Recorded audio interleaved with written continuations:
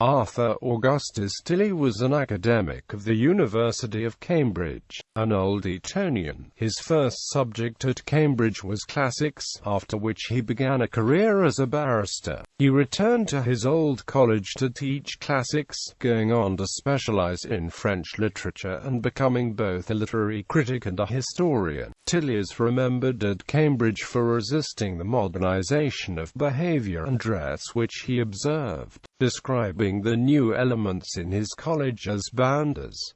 Early life. Tilley was the only child of Sir John Tilley, secretary to the General Post Office, by his marriage to Mary Ann Partington, who was his second wife. Tilley's father had been married firstly, in 1839, to Cecilia Trollope, a favourite sister of the novelist Anthony Trollope, who sometimes stayed with the Tilleys in Cumberland. Cecilia Tilley had died in 1849, having had 5 children, of whom 4 died soon after her. In 1861, Tilley's father married thirdly Susanna Anderson Montgomery, with whom he had 1 daughter and 2 further sons, Tilley's half-brothers, William George Tilley, born in 1863, and John Anthony Cecil Tilley, later a British ambassador, born in 1869. The young Tilley was educated at Eton, where he was celebrated as Scholar of the Year for 1871, winning both the Newcastle Scholarship for Classics and the Tom Lyne Scholarship for Mathematics. He went on to King's College, Cambridge, where in 1875 he came second in the classical tripos. He was then admitted to the Inner Temple, studied for a career in the law, and was called to the bar.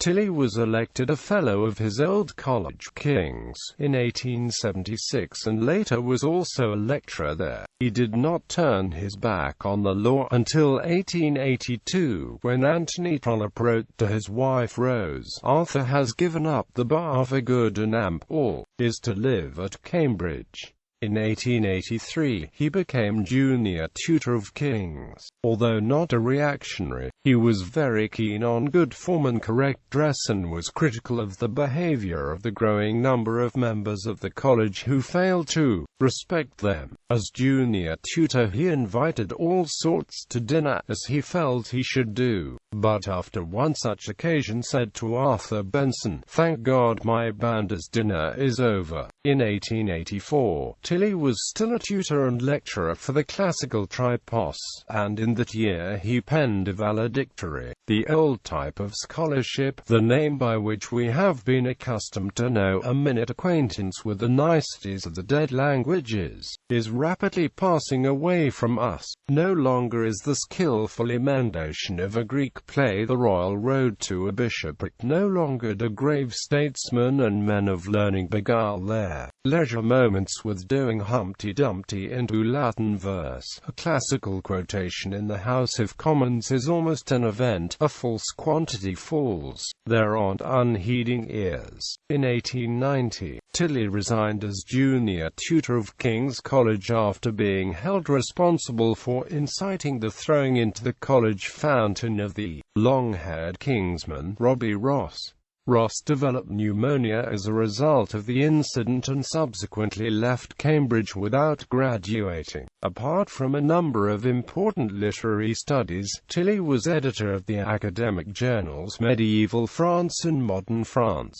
In 1903, he published a history of the Reformation in France, as part of the Cambridge Modern History. His later work included 2 chapters for the Cambridge Medieval History, one entitled The Early Renaissance and the other The Renaissance in Europe. He later commented that, looking back on this presentation of the Renaissance, the most striking feature is its desultory character, an amalgam of assertions of broad principles with antiquarian observation of detail, in which the structure of society and politics was all but ignored.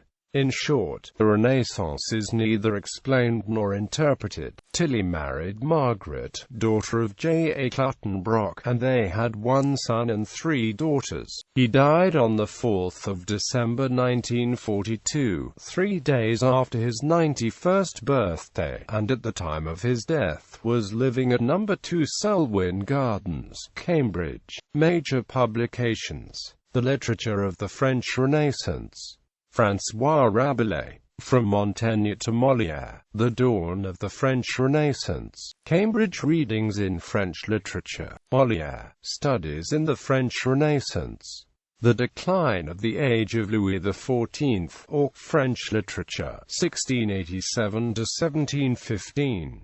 3 French dramatists, Racine, Marivaux, Musset, Madame de Sévigné, Some Aspects of Her Life and Character, Medieval France, A Companion to French Studies, Volume 5. The Reformation in France in Cambridge Modern History, Volume 2. To the Reformation, the End of the Middle Ages, The Early Renaissance in Cambridge Medieval History, Volume 7. The Renaissance in Europe in Cambridge Medieval History, Volume 8.